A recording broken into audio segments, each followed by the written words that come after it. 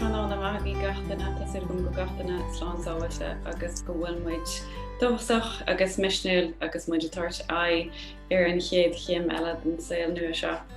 A nacht tá an tálainn Rónán Ó Dálaigh go bhelinn is well tugam Greta Thunberg de Gaeilge ar Rónán nílas agam bhfuil agad éisin agus ceapam gur molla é sin achas bunathirt an gó THRIFTIFY é Rónán agus bhí sé díreach rá go breis agus den ar fostaige.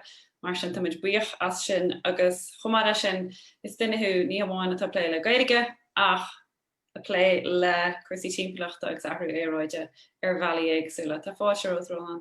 Jeremy Lamagad, ná tá sé raibh seo agus is cinnte gur rómhór an mulle Greta Thunberg na Gaeilge hartá. Well, sin a bhhars mar tá sé gin catchy.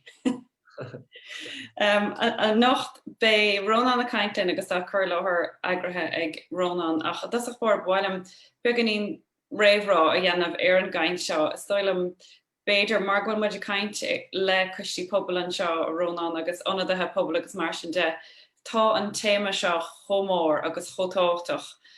Go bhfuil sé Jackar going leis le gach gnéide agus mar sin ní dhéanamh muide sin ach déanamh muid iirecht daoine a bhisnú ach ag an am céanna camuid an iarna lom a hort agus níl an iarna lom a gcónaí jazz mar sin cinál rah do riine. Yeah, cínte. Is an leis sin agus ben an grá, beidir mátá sé seo Jackar mar chaint mar beg roiintúirí Jackar le cluis ann tá sé sin cear go leir mar caiimiid a bheith ordlach ar méid agus ar gá.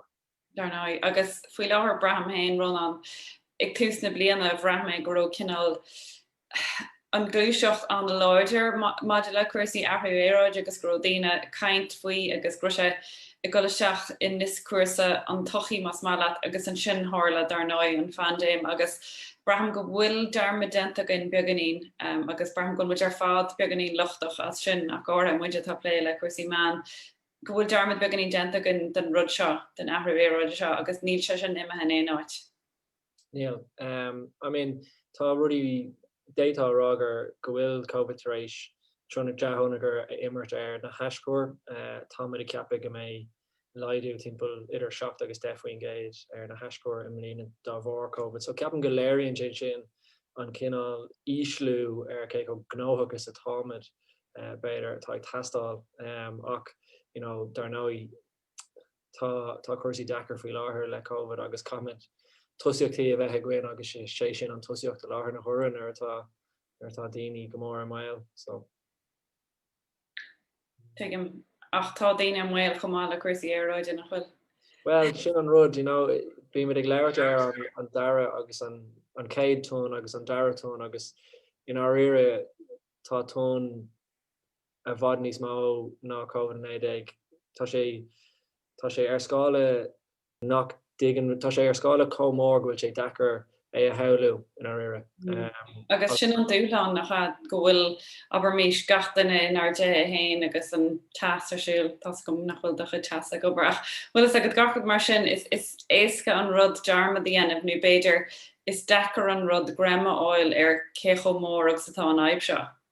Yeah, tá sé fear Jackar grandma all ach an rudtá mé géirí den bhanach ná beidir é chuir láthair ar meach gandíú isteach go mion ar na nithe ar fád ach beidir an scéil is mó a phlé agus sé sin an orú an seocht an chuig bhfuil sé go orú agus chunas gur féidirlinn sinna stoppa. Well chuid am hain Rónán tá tú ré agus seans go mar sem méisteachart just má hin éon cheist háach lom Rónán. Cínte scáil an roiint liú agus tá chuir an seo go. Ítach. So is dóí Athrú Aeráide an tuide letá ar na cainte seo ach an rire táid ag leirt ar clise Aeráide. So Athrú Aeráide is se rud a Thorlaíonn i gcónaí ach faoi láthair tá an Aeráid éis Athrú comór sin gur fear bhádún a bheith ag leirt faoi clise Aeráide mar is géircéim inis atá ar gcóir. So beag trí rud idir lábha agad an nuk, so cad is seach an clise Aeráide seo. Cá seasamid faoi láthair agus beidir an rudogus ar deireadh ná cadgar féidir denafoi. So beg roint fearki sa chaint, ná lig lei sin druggal cuairt nó aon rud tá siad sin táhachtach. Ná bíag agla ort ra bhéin rud atá seo ach seo beidir an iarne mar atá sé faoi láthair. So fanlum agus má ceisna, fáil siad a chuisteach tuigim gofuil QA an gin freisin so bhí cabhasteach ceisna an sin. So nuair a leirionmuid ar an clise aeráide nó athrú aeráide, go bunasach táid ag leirt ar an méid CO2 nó carbon dioxide atá san atmosfér. So seo mar a bhí sé ar feadh na mílte bliain, agus seo nuair a tháinig an cinenne déine ar an bhód timpeall 200 míle bliain ó shin, agus seo nuair a thosaigh beidir ar an tionsclaíoch agus brenig cattá toirlaí ó sin. So bí na hólathe go mór ag leirt faoi CO2 parts per million an terme seo, agus sin go bunasach an méid carbon atá san atmosfér ach gach milliún pí a atmosfér. Tá mu inis imethe I dro 450 agus de réir na hólathe má éireann suas go háir le 450 nach méid aon seach de reis bhaid sin. Dá bhór sin tá teocht an domhan tar éis orú céim amháin. So tá sé sin táirlathe hanne. Tá an domhan inis céim níos teo ná mar a bhí sé in 1950. Agus tá drochonachar ulmhór imirthe aige sin or an hanna féin. So ó 1970 tá 60% de vertebraig an domhan imithe in éig. Tá seach agus tá nuair ag leirt ar 60% is na species an seo ach 60% an líon umlán. Tá siad imithe an déin ó 1970. 60% de ehadí na spéire imithe ó 1992 agus beidir an sample is fearr seo nuair tá tú ag tomáint. Is cuoin lumsa bheith ag tomáint fiú nuair bhí meid tomáint an céad ó riomh agus mé 70 sin dosén bliain ó shin. Bhí an scáil an a gcónaí lán le fehadí agus mé ar mountabal. Agus bheith gurm an cá a glanna bheith sé clúdathe le fehadí agus inis ní hádaon sé sin. Agus is sample é sin atá táirlathe le linn mulinne rud atá scanrú. Faoi láthair inniu tá 55% de gach species ag dul in éig. So tá béis siad imithe wein. Agus ar an umlán tá nádúir mar timpeall an imithe in éig. Agus sin bhí mine ag leirt ar an chlárítach sin ítach nua atá ag David Attenborough ar Netflix le déine. Agus an rud a dhearann sé ná nuair a bhí seisnig dul ag taistil go mbeadh an nádúir agus an fián agus mór himpeléir nachát. A go bunasach sa látha nua ann is anmhathe a nihinmid atá I réim agus tá sé sin déinte agunne mar cinenne. So sin cean amháin is na drochtónachar atá imirthe ag an clise aeráide uair an hanna hain. Ach cad a dhearans na hólathe agus seo beidir ceannas an rudí is táhachtaí freisin ó thaobh an athrú aeráide, clise aeráide ag bheith breanú ar cad tá gá rá ag na hólathe agus nuair tá ag leirt ar sin se an IPCC an agriocht is mó clú agus is mó fearinne rilí tá muhin sin. Seo agriocht atá bunathe ag na náisiún aontaithe, so tá beag nach gacha le tír ar domhan mar cuid de agus tá sé lán le ólathe. Is ólathe amháin atá san IPCC. Ní léon polatóirí, ní léon acnamí, is siad seo na daoine is ar a múd ar domhan mar dheall ar seo. Agus an rud a dhearann siad san ná má hain mit haar 1.5 céim go mbeadh sé sin tubáisteach. Umlán tubáisteach. Cuoinnig tá ag céim amháin hanna hain. Má hain mit leathan méid sin a ríist beadh sé umlán tubáisteach. Agus chun an taobh down that cumad a céim 1.5 fan géid. An rud atá siad ag rá ná gur gáú na haiscúir carbón sin a laidú 25 faoin géid rib 23 agus iad a bhaint go thomláin rib 25. So sin céim fág go bhfuil gach duine ar domhan rilí inis ag leirt ar na haiscúir carbón seo a ísliú agus iad a bhaint. Mar má leanamid mar atáid, sricimid an pointe seo agus bei sé an dachar an nádúir a hábháil agus an áire muid hain a hábháil rud níos scanrú le fós. Ach céim fá 1.5, céim fá bhfuil an figure seo táhachtach, beidir go meic go gra níl an down ahraí com mór sin agus mu céim cad hálíonnta céim punca cuaig. Agus in rire tá rud ag an anna hábhaach an seo. Beidir an rud is táhachtaí faoin clise Aeráide. Agus siad sin na lúba as cothathe nó na feedback loops. So nuair atá muid ag léirt ar an Aeráid, tá gach ile rud ceangailte. Tuigeann muid é seo inis ar bhealach nar higamar riamh. Agus beidir an sampla is fearr de ná an leacáir. So má tá muid ag léirt ar leacáir mar hampla ag túisceart na cruinne. Nuair a lean sé sin, ní bhíonn a méid céine achar bán ann. Agus dá bhór, taon níos mó de tasna gréine isteach san airge. Fáin an farraige níos teo, lean an ocht níos scupi. Agus sin is lúb as cotha é sin. Imríonn an Athrú Aeráide tionachar beag ar rud tionachar rudmhór, ach tionachar a bhíonn tuile druch chonachar aige ar go leor rudí eile. Agus nuair a bhainimid ar an mappa seo, is léirgas ionach é ar an chuig bhfuil an Aeráid ar fád agus an saoil ar fád ar down umlán ceangailte. Agus tá sé fear jacker ar na hólathe an taide I dhéanamh ar seo. So mar hampla, má rud ag an éiríonn an farraige níos teo agus go lear an locht. Cén tionachar a bheits ag sin ar Antarctica. Agus nuair tharlaíonn sé sin, cad a tharlós san Austrráils na coral reefs, nuair imíonn na coral reefs, cén tionachar bheits ag sin ar na Sturmacha. Tá sé fear jacker é sin Isrú agus all amach. Ach an rud atárálas agan ná gon imríonn siad seo ar fád tionachar ar a chéile, agus go nairíonn siad níos massa ar ráta níos mó de réir mar aonn sé níos massa. So dá luú an méid leacáir tá gin is massa na Sturmacha, dá bheasa na Sturmacha is mó an drochonachar ar na coral reefs is a rille. Agus an rud anna hábhaach. An teoiric ar bhfuil mis ag léirt ar, gléanmid an hothouse teoiric ar. Agus an rud a cíléinte sin ná má thricanmuid gá chéim, not 1.2, but gá chéim de ordú. An rud a tharlás ná go dorló sé seo ar fád ar ráta nach féidir léna stoppe. Agus nuair a thricanmuid an pointe sin gá chéim, ní bheidh aon teacht arás. Rocky Sinné. Rocky gachrod as smacht.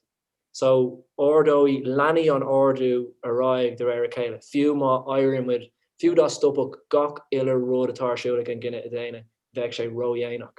Agus an rud a tharlás ná go méid tepe ar na choras bia, go méid tiltte ú fásacha, go bunúsach, má lanimid mar támid ag leirt faoi deire an tuki mar gurbal dúré. Agus sin céim fá. Rónán.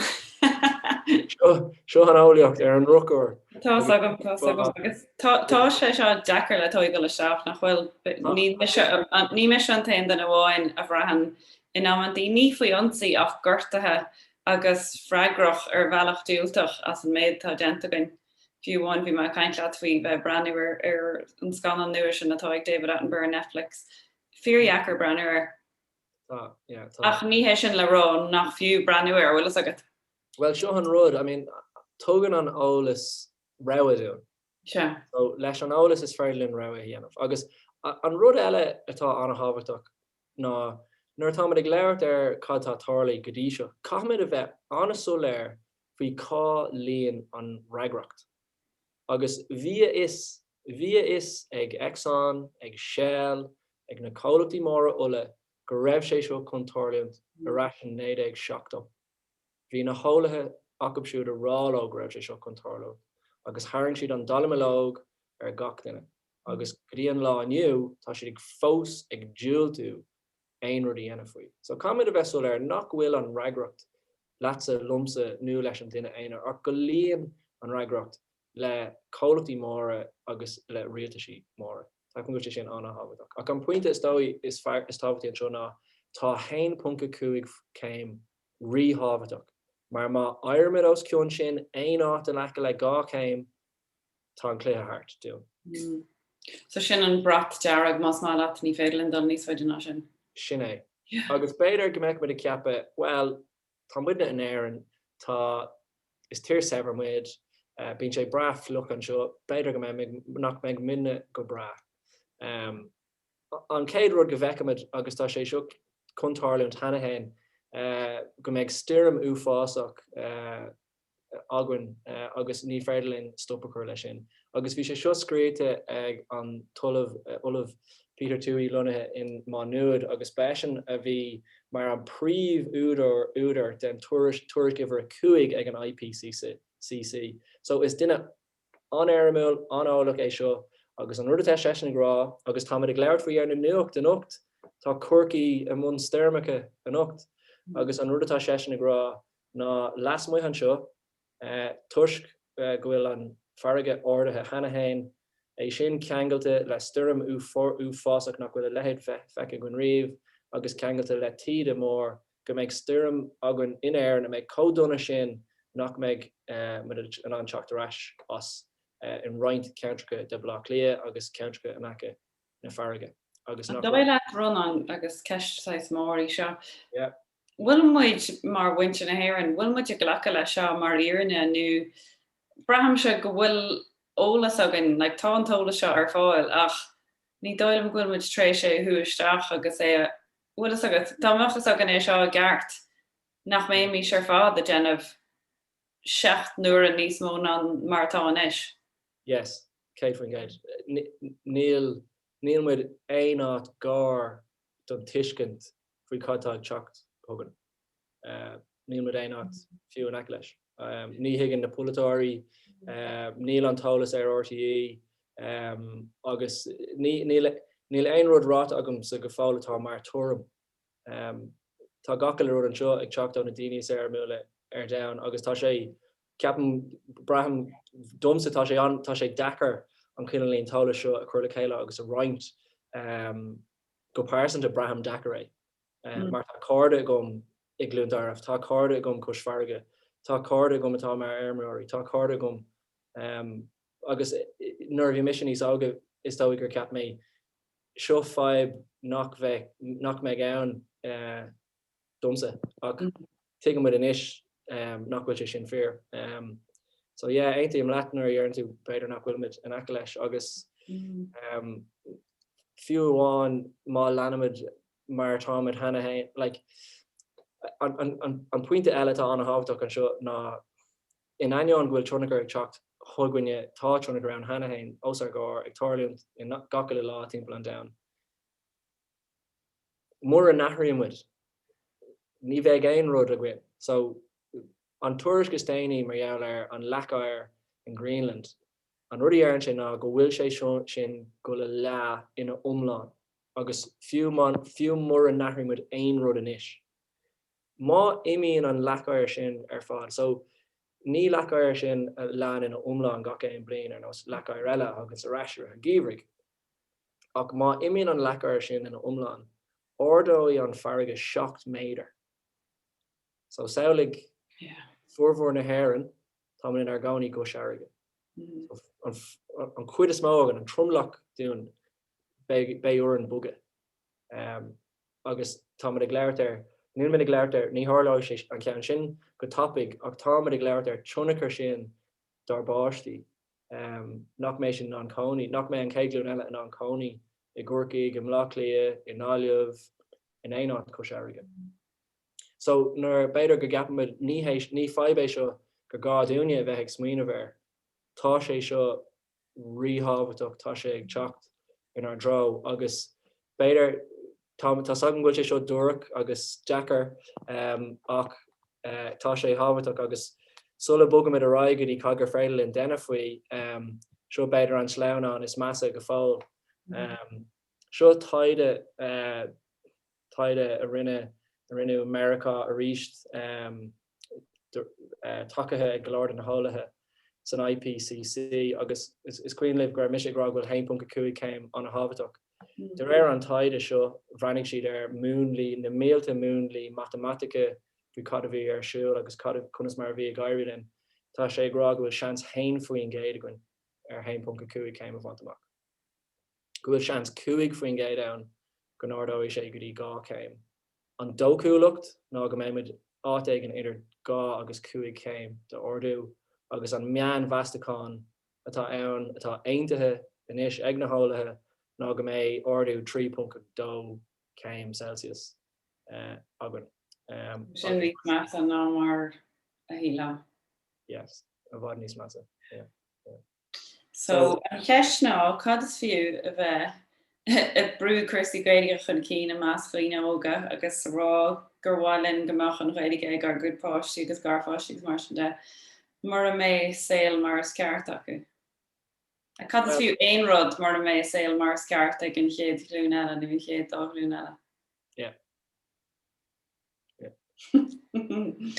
Má lenimid mar táid.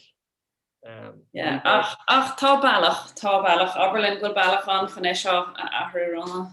Tá ach ní ólí mise ní a bhéon buint gomsa le aon den taide an seo agus a siad san atá rá go bhfuil seans aon faoin Gaeilge.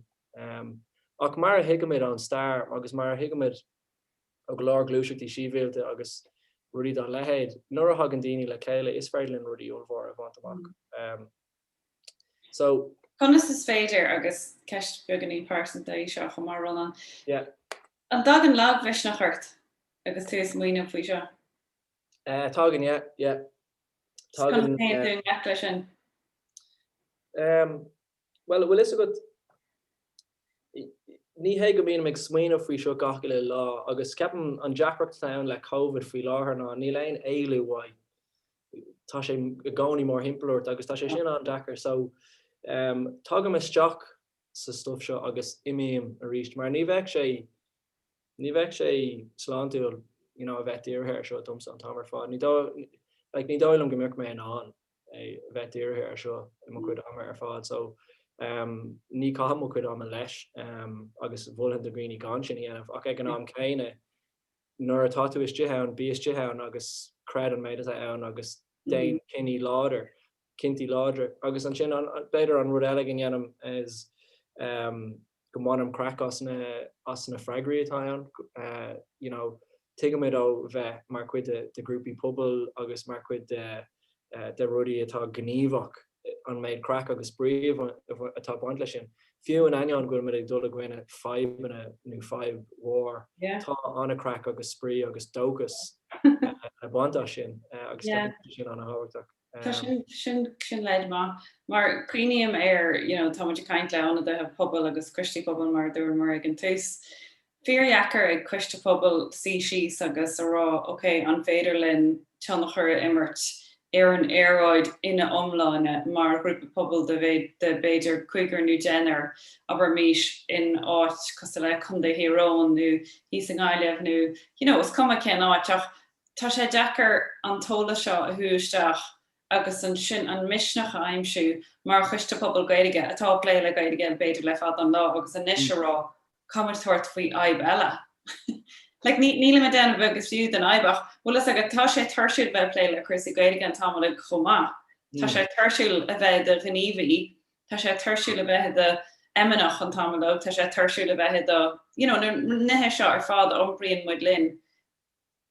Feictar dom tuigim aber méis cin fáin nach déon daoine aice leis an deacrach seo. Cínte, agus ní hé gur gá do gacha le duine dul amón gníomh leis seo.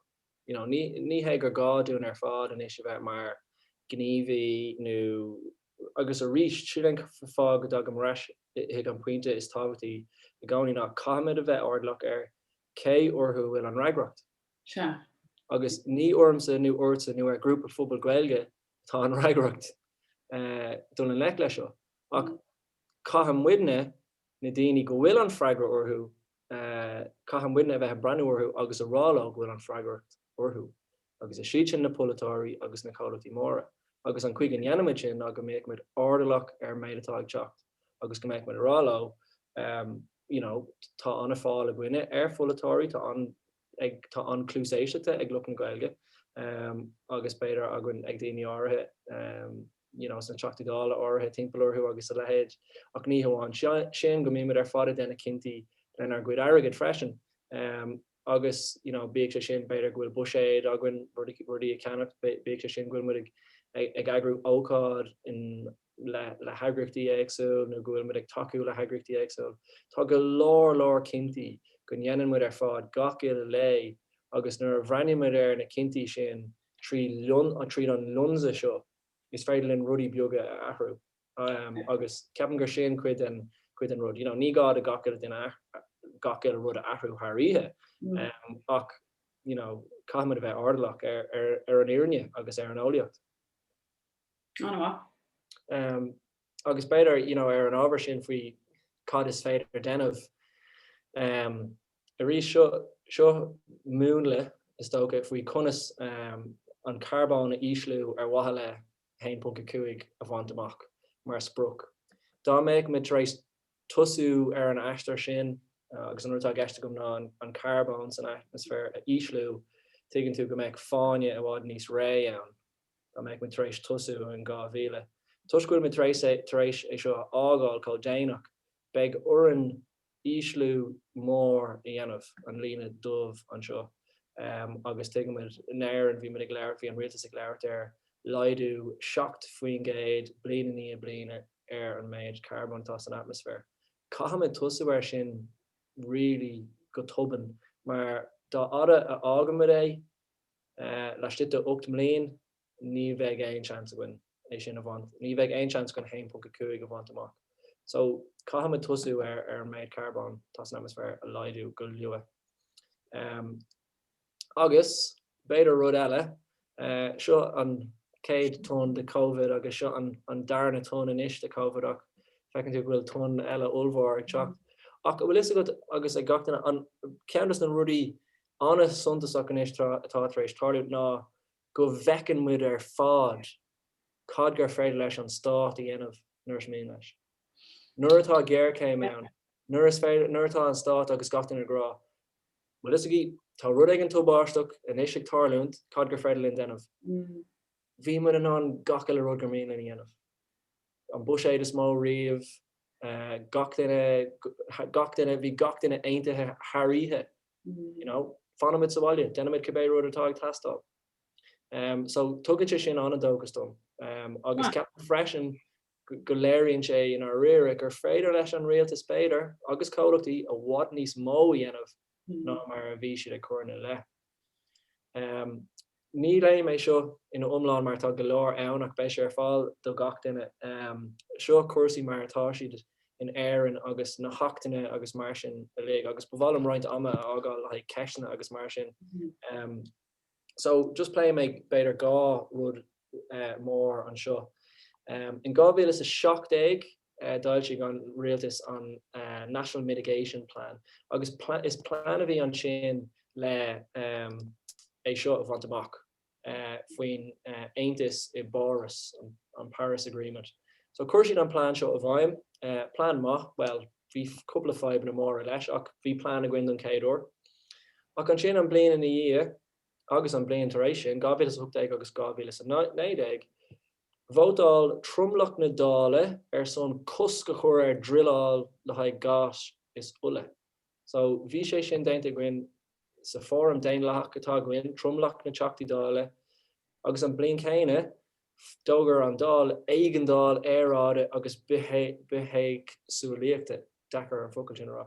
Ach sa bhliain chéine tá sé seo an dechar credit. Thugam mar ceadúnas de Exxon agus don Chinese National Oil Company dulamón gáis is uile a lurug as Costa Curie. Agus seo bhí le rá Richard Bruton ag an am. Go bhfuil fossil fuels mar an essential part of the transition to decarbonization. Agus ní freilinn a bheith ag caint faoi éirí as sin go fáil. In aine an greibh trumlach na dála tar éis bhótáil ar son sin. So léiríonn sé sin in our era nachhfuil an rialtas é déanamh go leor. Agus an blian chéine bharrig an rialtas an bille keep it in the ground an bille seo a bhí trumlach na dála tar éis bhótáil ar son. Agus go hána suntasach I mbliana tá gá rud ullmhór tar éis tarlúmt an céad ceann ná gurirt an cuirt uachtarach beidir go bhaca roinnta a bhí é seo sa nuacht ach bhí cás cuirte tóga ag Friends of the Irish Environment agus an rud a bhí siad a rá ná nach raibh an plan seo, an climate action plan, or go maileisceil an national mitigation plan, nach raibh sé dleathach agus bhí an ceart acu. Agus go bunasach an rud a dúirt an cuairt uachtarach nach raibh an rialtas tar éis ggóthain a dhéanamh sa phlean chun dul an lech leis an méid a bhí os ar gcór. Nach ionach an rud é sin gur bhacha na seacht mrethebh is mó sa tír agus bhí siad ar fád aontaithe ar sin. Agus a nús ar sin, so a pointatá dhéanamh a gomsa an seo ná ó mó léamh de níl an rialtas i déanamh go leor le blianta fada. Now im mlíon atá an bill nua seo, a climate action bill fáilte, agus bé go leor play faoi sin amach an seo díreach fáilte le seachtain luas. So go leor brú a testáil ar an rialtas. Agus táid ag teachtadró dhearan na cainte. Ach cad gur féile linne déanamh an sin, cad iad na deá hamplaí atá an muhan sin os ar gcór. Agus bhí mar cinlíon á lé seo. Ach braíim se ar dar rire nar bhí ag leirt ar muidne go héineach agus muidir mar gcuoine támuid a géirí rudí dhéanamh. Agus tá sé habhaach, denna mission mo go an méid is mós gur freidlumm. Agus tá sé an dachar orintanta beidir sin a bhrise an bheán gurgád gachraí anamh nu bhfuil mar bhí mé grá bhfuil an reigracht ormsa. So in aine nach bhfuil an freigracht ormsa, tá mé fósa gurí mó cuid a dhéanamh. Agus braham go bhfuil gach duine. Agus tá cúpla rud ionach gur freidlinn déanamh. An céad rud ná an teach. Cá bhaimid ar bhainmh. Tá cólacht nabhbhrabhúsach nua bhunaithe in éireann ar bannam community power. Tá curtha le chéile sa struchtúr céine le Glór is na grúpi pobl, is grúpa pobl é seo. Tá déanamh cuacht ina nuta a cruthú agus ní hamháin sin ach go bhfuil siad ag tuairt iiritas agus go bhfuil siad ag tuairt fáilte roimh grúpi pobl ar fud na tíre a rudí hain a thógáil bíag sé sin muil an gcuithe, bíag sé tuairbíonn san uisce, cibé ar bit agus é cheangailt lá agus go mbeidh mar ar fad aontaithe an struchtúr nabhbhrabhúsach ar bhatha le fuinmh ina nuta. Sin le bháin bhéiteach Christa pobl a Athrú. Díreach an féidir conas mar a d'oibreach sé. Nuair a hagan muid le chéile rís. Cá múla muid le na chéile. Bhfuil is a go talí pobl ceapam beidir go bhfuil na cruinethe a tarlís na háitlí sin nó in áitlí eile ar leis an pobl iad bíú sin Athrú. Cínta, agus ní hamháin sinach na fergan ar fád mar himpelir na béte sin hala an cuman pelle nó cuman luclasigte an teachas sa gcuine Somália, tuhí na mhuil, dá mó daoine a chasan ar seo imríonn sé sin trúnagur óilmhór. Agus beidir rudí eile timpeall an taois an bhfuil insulation se teach rudí den cinál sin, tá sé sin dechar ó mar tá sé costasach ach tá rudí áirithe gur freidlinn déanamh agus beag sé sin mar cean ar bhór an liste. An darna rud agus mátóm plug a thuirt am cholacht-tain. Cad é chuna dhéanamh? Is féidir rudí dara lábha a ceannacht thar rudí nua agus imríonn sé sin a rís trúnagur ullmhór. Arnáil an fashion gasta is dó gur leabhar cuimh ní chaithe libh faoi seo ach tá sé sin a ríist cáilíonn an reigracht tá arnáil sin freigrach as 10 faoin géad de na heiscóir ar fád arnáil na fashion. So ceannas rudí is fearr gur freidlinn déanamh ná éirí as fashion gasta agus fashion dara lábh a ceannacht nu a athrú nu a wallart le chéile.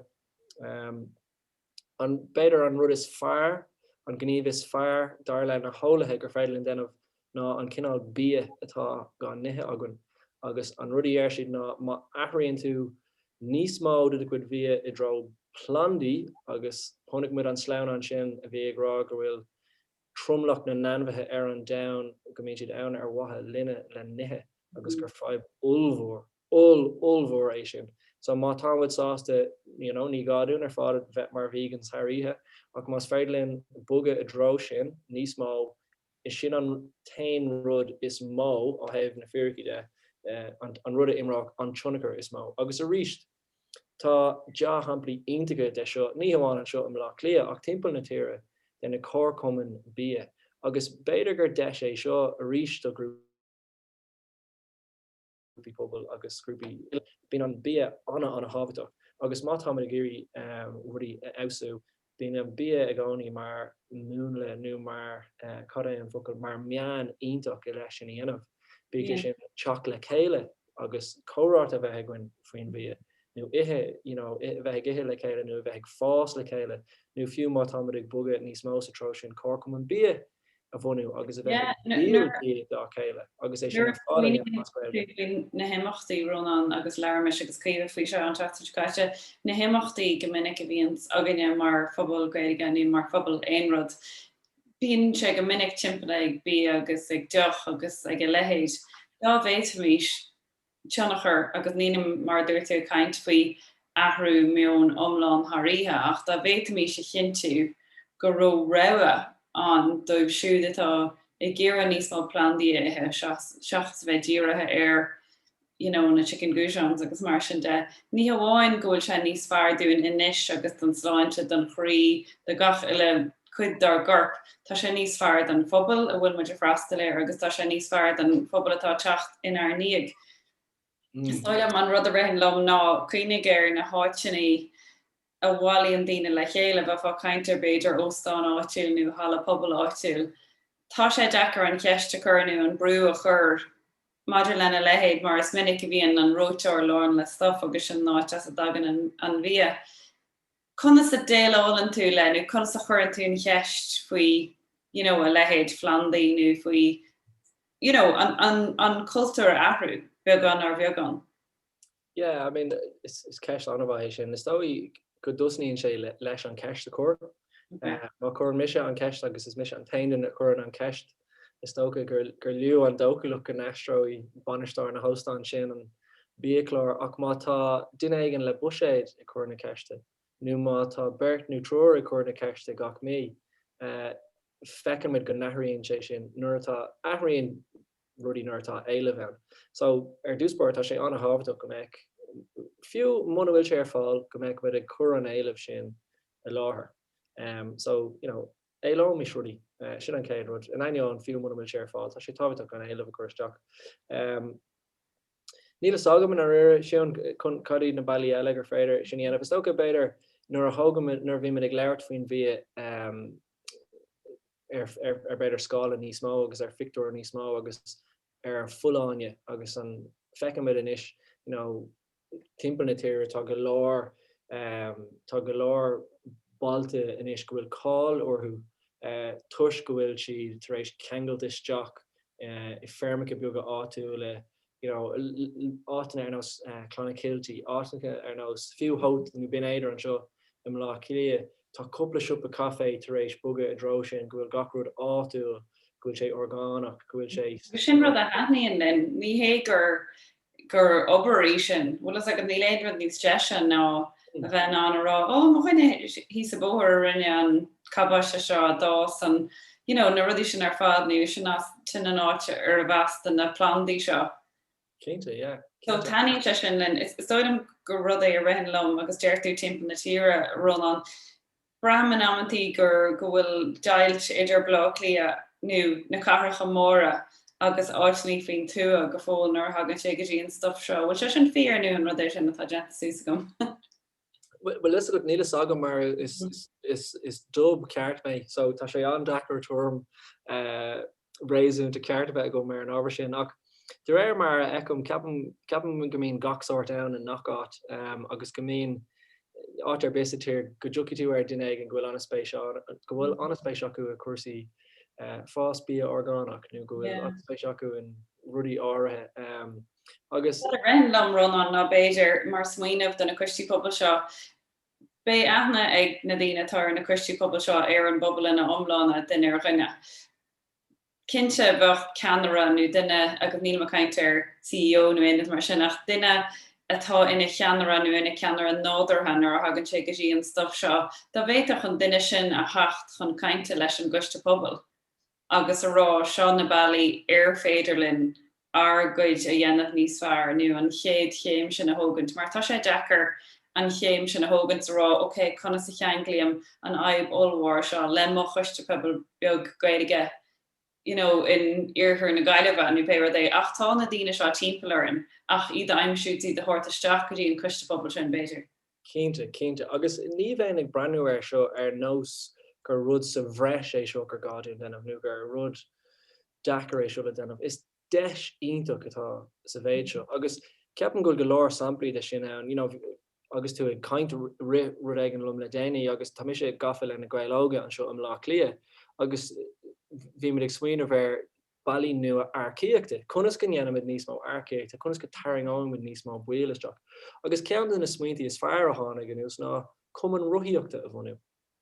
Agus an cúscraibh sé sin anna cliste ná go bhfuil go leor daoine timpealir go leor tiismothirí, go leor daoine ná smaoinnig ar na cluichí gailge imarach go bhfuil anspéis acu sa ruthíocht, agus go bhfuil anspéis acu an gailge chur chun céin, agus ag chuid gailge ausú, agus bhreathmuid an isis mar cuiste, wow, actually is smaoinmh ionach é sin. Agus tá go leor an rud atá rá agam sa cosú lei sin. Is bailí nua iad le an scéal céine a roint, nó daoine nua a tharraingt isteach, nó an mission atá a gcuin a chur amach an sin.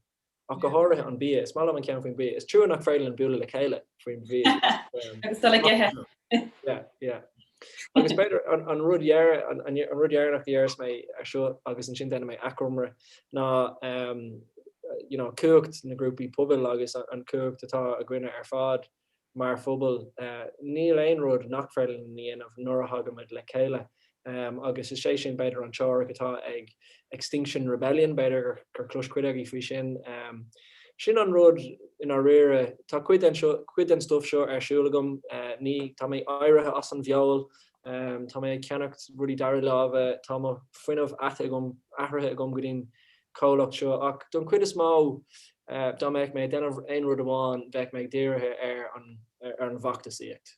Agus ceapan ghfuil an ceacht sin fálamthe ag pobl na Gaeilge go bhfuil anna tiisceannach. Tá agan Instagram. An bhhain leis an achtasaíocht chun na méanta agus ní hamháin sin ach na cearta atá gcuin a bhaint agus cáimide ag bheith brenuir seo freisin ar nós cearta mar is sin go dtír atá ann. An ceart atá gcuine a bheith sláán sa bháilta sa tíir na bhfuilmid agus tá sé sin anna ceangailta tá cúrsaí aeráide anna ceangailta le cearta daine. So dá méid muid ag smaoinmh ar an bhealach sin a ríist. Go bhfuil anna cuachta goin ná bhéic muid an 1 áras faoin bhéid cuachtatá goin nuair a hagamid le chéile agus a ríist beidir an rudíarnach ar sin ná go bhfuil go leor deisina ceangailt le grúpaí eile. An méid is mó teach le chéile tá siúil is fearr. Agus díreach mar acromra, tuigeamid go bhfuil cúrsaí go hulk, tá bránarm gur mise atá ag roint na nuachta sin. Is tóg an nach nuacht é dom chuid is mó agan mátá muid brenuir na meán nu ar David Attenborough. Cahamid fannacht faoi bhn 1.2 céim de ordú. Tá an rialtas sin seo a gcuine ag bugadh a bhd róbháil. Is beag an seans mar táid fi láthair gur féidirlinn rudí athrú ach tá dóchas ullmhór ann agus a gomsa tháinig mar an gníomh ionach atá arsúla goin faoi láthair le COVID agus céó sciupaí is a rá na gacail a rud na haram ar fad sa státan an bugad có sciupaí sin le rudí le freigra chur amach an sin agus dul an le cúrsaí agus a beidir an rudíarnach ná gur gáún gníomh inis agus an rudíarnach ná a ríist céine ná dógamís an reigracht or an féin ach go dtuigeamís gur féidirlíonn na rudí atá arsúlagan hena hain beidir a athrú nó beidir a dhéanamh i mbealach nua a thógan an tóla seo as an ámh. Sin dóchas Rónán. Sin mo cuid sic ar míle maithí ar fad. Go agus Rónán tháinig coppla ceiste seach be gahan thugad iad. An chéad cean an féidir leat sampla thuirt imimecht go dtiocach le cuiste pobl agrú ar an téama seo gáirithe bailí a hásaíonn an normálta nua seo le COVID, so ní féidir lena hacht le chéile sna tuithe mar sin ach is féidir linn rudí dhéanamh. Bhfuil aon rud a ritheann leat mar chéad chéim de chuiste pobl. Ceapam ghfuil gach athrú go mraithan gach athrú ar i dachas agus gur próséis a dachas atá nach rud atá nach athrú mór agus an rud is fearr an gur féidir den ceapan ná rudí a phlé agus an idachas a chumachchan sin agus é sin dar nó bheith trí bhain na Gaeilge ach ceapan nar a thugam díine le chéile dír chun rudí a phlé fiú dá méid sin seo an nuacht is déine nu seo pí an nuachta amháin agus tá chun trochanáid a cá ag plé sin agus an tunnagurtá aige sin oran ceapan gur sin an áit le túsa chuir le cúrsaí agus an sin a ríist an rudatá anna ceirech domsa ná a bheith breú ar na deisina seachas a bheith breú ar na faibanna so tá sé anna siimplí agus sin an áit a hain an intin mar tá gurí an príomhar town dú na gáí mar gcuoine ná cosint agus a bheith sláán sa bháilte so bhí mid ag smaoinú cadíad an druchród go bhéach tarland ach má churamid sus lei sin agus má dhearmid well fansec cadíad na deisina tá ar gá cadíad na deisina tá anseo an bhfuil deisún rud ag an ahrú sa fútbal an bhfuil deisún tilmh airgad bhfuil deis incomán an bhfuil daine ag smaoineh ar malaach nua ceirdaí na deisina chuirinte seo agus ceirdaí na deisina dúine sna gníomhachtaí atá agan hena hain a chur chun céin nó ausú so beidir go smaoinán ar bhealach ag so profession. Yeah, ach nuair chuoíonn tú ar Rónán tá muidir fad buil le chéile mar seo ar lína déad fí agus go minic bíon faibaní ag custí pobl go rihann siad amach as ábharnar tá gur curca córá agrú tá go nachfuil rudí mar a bhí is bailach iontach agus is bailach an oscailte é seo le túsa chuir le córá mar dúirtú gus détá ní rialacha ach troracha le an síos rih an gaint le rá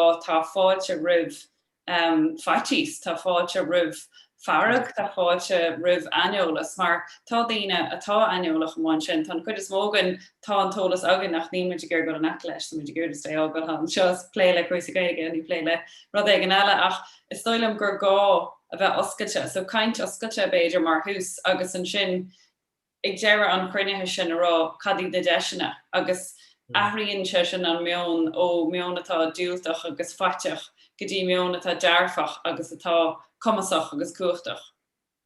Cínte is anna bhula é sin cínte. Yeah, so sin rud amháin.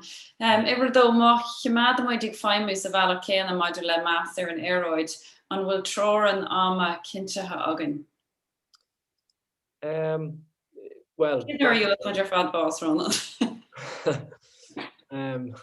Brahan sé ar an rud ára a hain. So má tá ag leirt ar ordú na farige mar hapla tá an ráta ordú ag fás a gáí so tá sé trééis dul in order beidir 2 millimeter godí seo agus tá sé bé sé is féidirlinn é eiscint ag dul in ar a gacha le blian agus tá sé sin ag tarlinn filar so tá ag leirt faoi arbáistí an céadlún eile nach mé siad an ná na cáí cos aige an beidir an rud sciúpaí atá ag teacht inar dro ná dá méid stírim ulmhór ú fásach gus gur bhfuil annachan sound nó aber dá méid caihan greibh an well cabbé bailach ar bháil a brenuir bhí an cuioine leat bhí Carolá déag de Green a grin an air an ru sin an nuiríú gábhlíí nó hin ní ra bhéin bhá agus bhí gachtainna cepa seo arás seachas na fermióirí so seans go dá le go lehéad agus go méid tepa ar Glór den bhí agus a grothg sé sin roiintá fáibna. Tá sé seo techt agus tá sé tarliú ach an tubais mór an nílas abin. Well, tá sé tarlathe. Yeah. Tá an próséis tusa. Yeah, so tá muidir an meach sin faoi láthair. Okay, ceiste trí le reintína móra le rá mar hampla uachtar an Trump nach greidir in Athrú Aeráide agus ceisiacharí seo. Agus is scapan aineolalas leis an ábhar conas go bhisteit go bhain muid an tólas ceart. Ceist an bha, bí ag breanú ar na haigrúachtaí fachta síochta, mar tá siad sanna cabh ag gcuid ama ar fád ag breanú ar seo. So leheadí Greenpeace, Extinction Rebellion, Friends of the Earth, na haigrúachtaí sin an áit as sa bhain mission mo cuid álas, mar bíonn siad sanna breanú ar na hólathe agus ag díú ar an áliacht. Ok, mar tá an rud sin an tíbheile mar thugann muidir, ní tíbheile nuair tá siad ag breaghnú na fíorne. ní bhenig mulle de ein den alles bit all ó Uachtar Trump. Yeah, they're ein over. Ruder bit. Agus an ceisiarnach cadí na contais is fear mar hamplar Instagram ar a TikTok. Le go bhéit mí se rá le dtíine óga aber mí se tá gíra a goid ólas áil ar an meach go bháin siad a goid ólas ar dtíine trí man ho síalta. An cean is mó an bhain sin le daoine óga is Fridays for Future agus bin an agriacht tá bunathe ag Greta Thunberg le daoine óga. So sin beidir an áit is fear don na ghuine óga. Okay, agus tá mé cinnte ar hen siad an sin go mé ólas agus contais eile á scapa ag Greta iontach. Bíon a gánaí, yeah. Anha. Dúir nach bhfuil an ghailgeaí. Yeah, sure, listen, tá am a goin fós níl siach céní si. So si fós óg. Gur mágad Rónán, tá agam bhfuil sé dechar agus braham go bhfuil sé sin dechar at fiú an scéil sin a phlé agus tá sé dechar ar gacha le bhaine gon é sin a hóigáil isteach ar Tránán na Lún achas fiú dún mar dúir tú an meona ahrúg san córa ahrúg chuig rud gur féidirlinn i dhéanamh conas is féidirlinn bhainteas seo agus rud maith i dhéanamh as rud atá chótóbaisteach sin agus is féidirlinn is an dhéanamh.